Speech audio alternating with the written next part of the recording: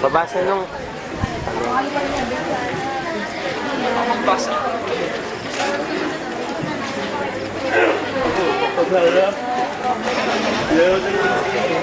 Po ang kanyang question. Ano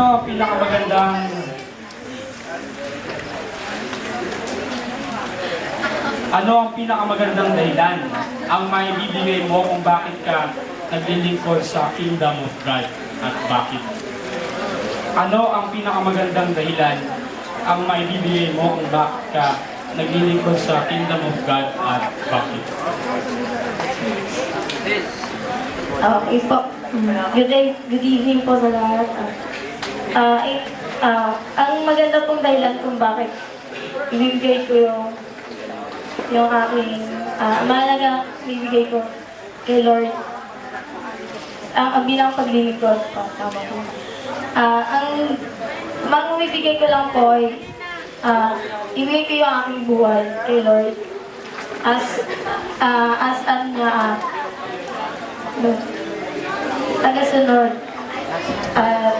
Ialay ko lang yung buhay niya at saka magbibigay po ako ng sharing sa unbeliever para po naman magkaroon sila ng pagkakilala sa ating Panginoon. Maraming salamat.